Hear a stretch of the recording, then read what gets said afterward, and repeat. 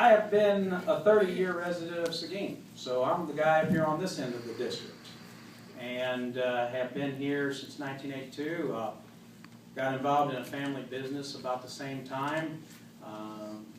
Met my wife, a lifelong resident of Seguin, Carrie, and been married 28 years, and out of that, 4 children. And 3 of them work in the family business with me, and the other son is a lieutenant currently serving in Afghanistan.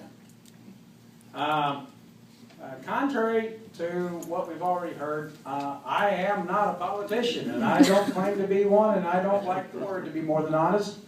I have not run for anything in my life. Had not thought about running up until maybe about a year ago, when finally I got to the point where I got a place into my life, 52 years old, children all out of college, kind of found my place in the world, started seeing things a little bit differently. It seems like when we get a little older, things kind of change. When we're younger, things kind of, we kind of flow with it and go with it. But as you get older, you start seeing things in a little bit different perspective. And consequently, I found myself in a place in my life where I said, I don't like the direction of this country. I see what I consider in Washington being run by pretty much career politicians and bureaucrats, and they pretty much what I consider live in a bubble. They kind of sit up there on the hill and kind of wonder what we're all doing out here. Unfortunately, we're the ones that are having to deal with it, and we deal with it each and every day. And I make a payroll every week, have done so for about 30 years. I deal with customers.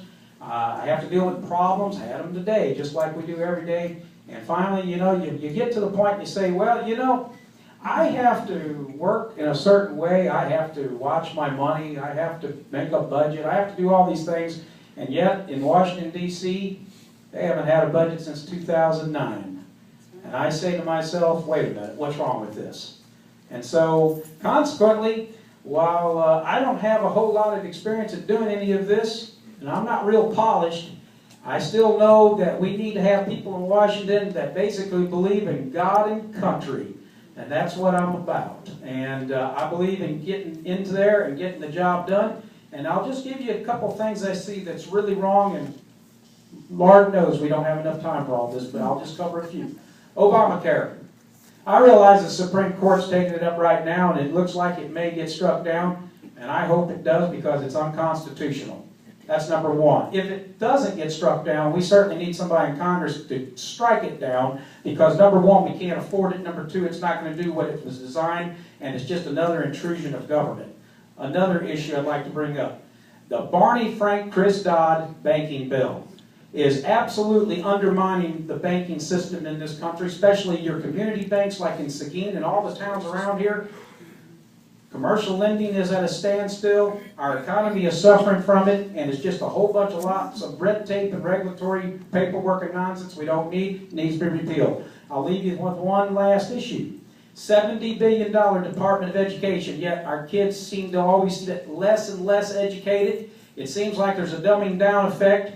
We fall further and further behind the other children of the world, and yet I believe our state board of education and our local school boards are better suited to handle our educational needs for our children than somebody up in Washington telling us this is what we need to be doing.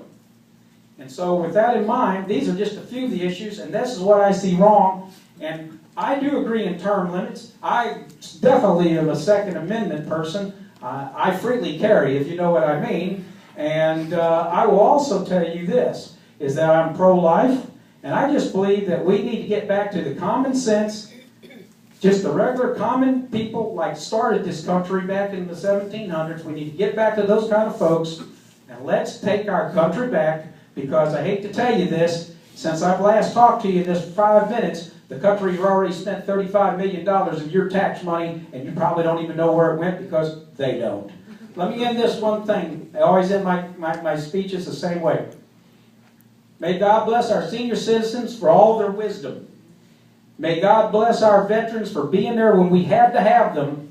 May God bless our troops right now, because we definitely need them. And may God bless the United States of America. Thank you very much.